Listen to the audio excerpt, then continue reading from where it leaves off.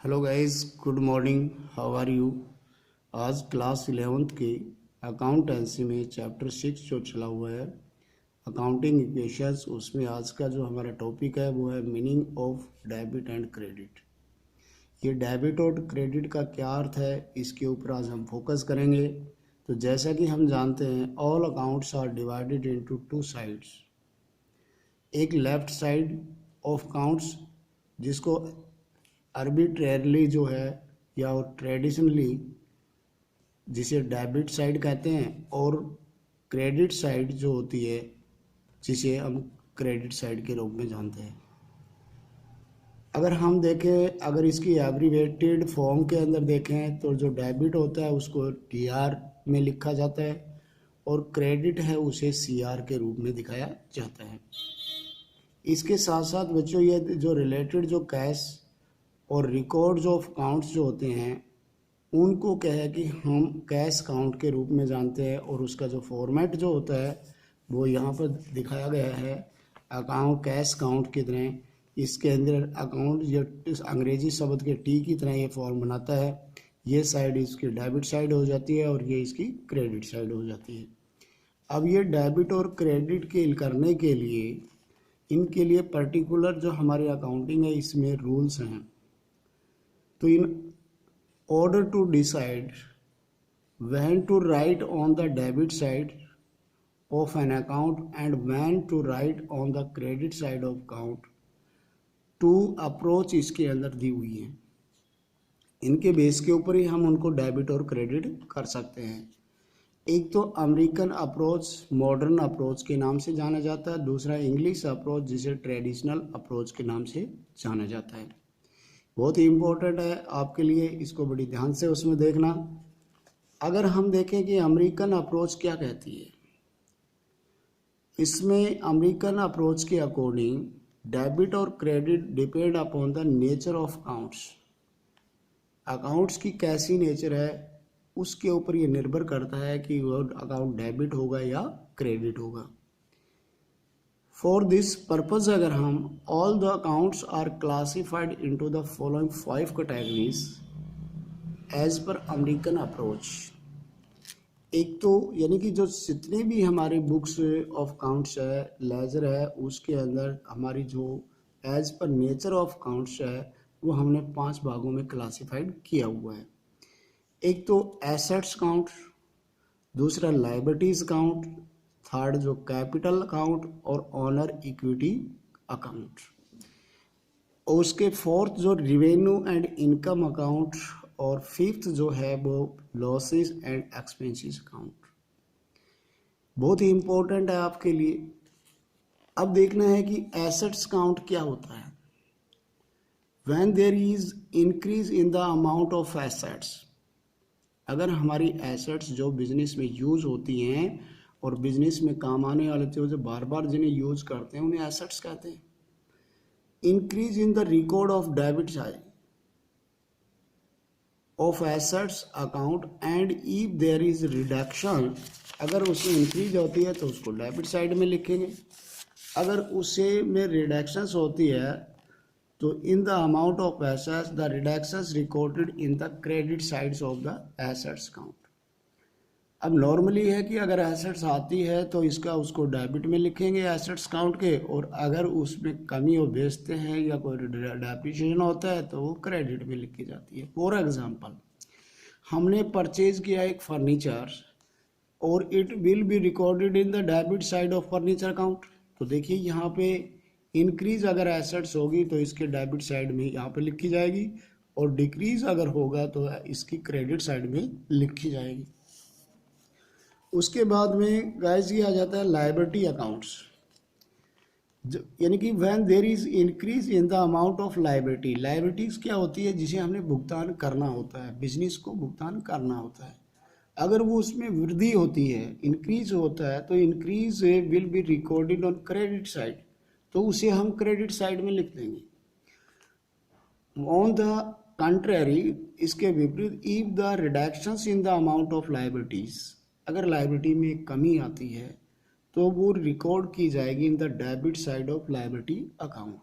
तो जिसमें इसका फॉर्मेट है, जैसे फॉर एग्जांपल एक यानी कि from brows 10,000 from the Govind account will be credit since 10,000 is now owing him. तो देखिए अगर गोविंद से अगर फर्म पैसा लेती है तो उससे फर्म के ऊपर लायबिलिटी इंक्रीज होती है तो उसको क्रेडिट में लिखा जाएगा।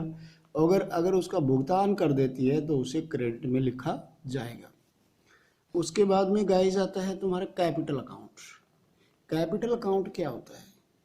देखिए कैपिटल जो मालिक ने, ऑनर ने जो बिजनेस में जो पैसा लगाया, जो अपनी पूंजी लगाई, उसे हम कैपिटल अकाउंट कहते हैं और ये बिजनेस के ऊपर एक लायबिलिटी बन जाती है। Increase in the capital is recorded in credit side. अगर कैपिटल बिजनेस मालिक से कैपिटल लेता है, या हम ये कह सकते हैं कि मालिक जो है कैपिटल बिजनेस में लगाता है तो उससे बिजनेस की लायबिलिटी इंक्रीज होती है। और decrease in the capital recorded in the debit side, यानी कि इंक्रीज होगा तो क्रेडिट साइड और डिक्रीज होगा तो डेबिट साइड में उसको मेंशन किया जाएगा। अब इसमें proprietor introduce in additional capital of his business the capital account will be credit. मान लीजिए जरूरत पड़ने पर बिजनेस में मालिक पैसा और लगाता है बिजनेस में, तो उसे हम क्या है कि इससे क्रेडिट बढ़ जाएगा, यानी कैपिटल को इंक्रीज करना है तो क्रेडिट में लिखना पड़ेगा। तो इसमें देखिए कैपिटल अकाउंट का फॉर्मेट इस तरह से होता है। इसमें क्या है कि इंक्रीज करनी है, कैपिटल लगाता है मालिक बिजनेस में तो इंक्रीज कैपिटल इसमें क्रेडिट में लिखो की जाएगी।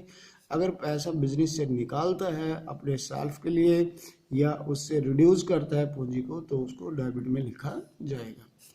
उसके बाद में इसमें आ जाता है कि रेवेन्यू एंड इनकम अकाउंट्स।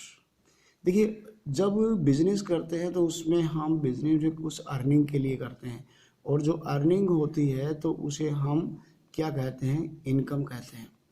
तो देखिए all increase in the gain और incomes are recorded on credit side consider the income as to be lead increase in capital. तो पीछे भी हमने पढ़ा था इसमें, अगर इनकम होती है तो उसको कैपिटल में ऐड कर देते हैं, लॉस होता है तो उसे कैपिटल में से रिड्यूस कर देते हैं। तो यहाँ पर भी रिवेन्यू अकाउंट जो बनेगा, अगर इसमें इंक्रीज होगा तो इसमें क्रेडिट साइड में दिखाया जाएगा और अगर लॉस होगा, डिक्रीज होगा तो उसे डेबिट साइड में दिखाया जाएगा। इसके साथ साथ ही लॉस एंड इसमें एक्सपेंसेस अकाउंट्स, यानी जो अगर फर्म बिजनेस को लॉस होता है या जो एक्सपेंसेस किए जाते हैं वो एक्सपेंसेस कौन से होते हैं? जिनका केवल एक बार ही बेनिफिट उठाया जा सकता है। फॉर एग्जाम्पल यहाँ पे all increase in the losses and expenses recorded on the debit side. तो ये इसके विपरीत हो जाएगा, लॉसेस को डेबिट करेंगे और इनकम को क्रेडिट करेंगे। और कंसर्ड एक्सपेंसेस जो है lead to decrease in the capital, और इससे वो खर्चा जो है उसमें कैपिटल में से घटा दिया जाता है। अब अगर डिक्रीज होता है लॉस के अंदर तो उसको क्या है कि क्रेडिट साइड में दिखाया जाता है।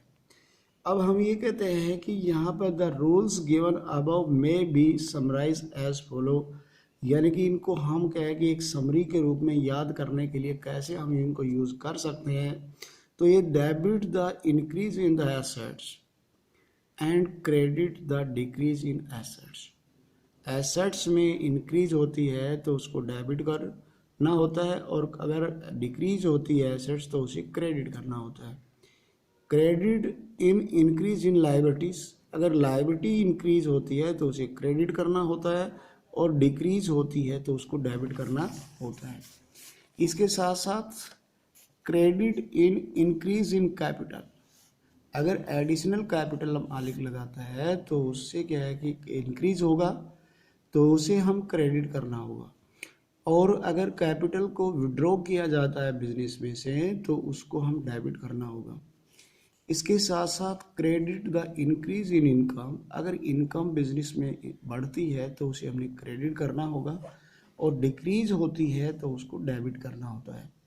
Debit the increase in expenses, अगर एक्सपेंसेस बढ़ते हैं हमारे रूटीन के तो उनको हमने डेबिट करना होता है। और credit the decrease in expenses, और क्रेडिट कब करेंगे, जब उसको डिक्रीज होते हैं।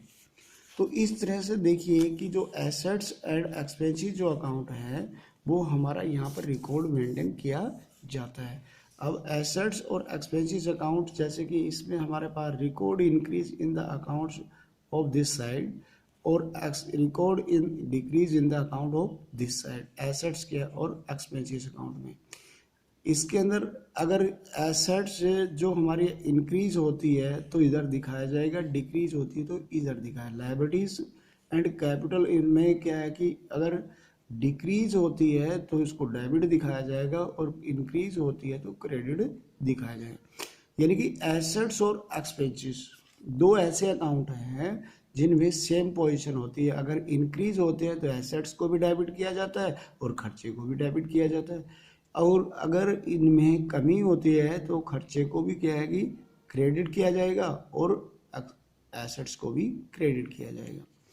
लायबिलिटी में अगर लायबिलिटी है, कैपिटल और इनकम अकाउंट है, तो ये लायबिलिटी, कैपिटल और इनकम, ये तीनों की क्या है कि अगर डिक्रीज होती है तो डेबिट में लिखा जाएगा और इंक्रीज होता है तो क्रेडिट में लिखा जाएगा। अब देखिए गाइस, इसके अंदर हमने देखिए कि on the which sides will be increase in the following account to be record all mention in the nature of account. अब बहुत ही ईजी है, देखिए कैश है उसको हम कौन से अकाउंट में किधर लिखेंगे, मशीनरी है उसको कौन से अकाउंट में किधर साइड में दिखाई जाएगी, डेटर है उसे कौन से अकाउंट में किस साइड में दिखाया जाएगा, क्रेडिटर्स हैं उन्हें कौन साइड में किधर कौन से अकाउंट में दिखाया जाएगा, प्रोप्राइटर अकाउंट्स जो है उसको कौन सी साइड में किधर दिखाया जाएगा, रेंट रिसीव्ड है उसकी नेचर क्या है उसे किधर साइड में दिखाया जाएगा, सैलरी पेड जो है उसे कौन सी नेचर है और कौन सी साइड में दिखाया जाएगा, और इंटरेस्ट रिसीव्ड है उसकी क्या नेचर है और किधर दिखाया जाएगा। तो बहुत ही इजी है इसके अंदर देखिए, क्योंकि हमने ये याद रखना है कि भी अगर नेचर ऑफ अकाउंट जो है, अगर हम देखें कैश के बारे में तो ये एक एसेट्स है, क्योंकि पीछे हमने अकाउंटिंग इक्वेशंस की थी तो उसमें हम जो दिखा रहे थे यानी कि total assets equal to liability plus capital. तो वहाँ पे टोटल एसेट्स में करंट एसेट्स में कैश आता है, तो ये एसेट्स नेचर क्या है इसकी एसेट्स है, तो इसका एसेट्स जो है उसको हम ये कैश के अंदर दिखाएंगे। डेबिट जो है हमारे पास मशीनरी जो है उसको एसेट्स में मशीनरी अकाउंट के अंदर, क्योंकि मशीनरी एसेट्स है तो उसको हम डेबिट कर देंगे। डेटर्स जो हमारी है एसेट्स है तो उसको एसेट्स को तो हम डेबिट करते हैं। क्रेडिटर्स हमारी लायबिलिटी हो जाती है, यानी कि जिसको भुगतान देना, जिससे उधार माल खरीदते हैं, तो इट मीन्स हमारी वो लायबिलिटी है, इसे हमें क्रेडिट करना होगा। इसके साथ साथ अगर प्रोप्राइटर्स जो है वो क्या है कि कैपिटल है, मालिक का है। उसके बाद में हम देखते हैं कि जो हमारे पास रेंट जो है रिसीव्ड, जो रेंट रिसीव्ड जो है क्या होगा, इनकम होगा, इनकम को हम क्रेडिट करते हैं। सैलरी पेड हमारे लिए खर्चा हो जाता है, खर्चे को हम डेबिट करते हैं। और इसके साथ साथ इंटरेस्ट रिसीव्ड जो है वो हमारी इनकम है, तो इनकम को भी हम क्रेडिट करते हैं। तो इस तरह से गाइस कि हम इनको अकाउंट्स को मेंटेन करते हैं। तो मेरे को उम्मीद है कि आपको ये समझ में आया होगा। इसमें आगे जो 4 क्वेश्चंस जो हैं वो आप अपनी प्रैक्टिस के लिए घर पे कीजिए, होमवर्क के रूप में नोट बनाइए। आज का इतना, thanks, have a nice day.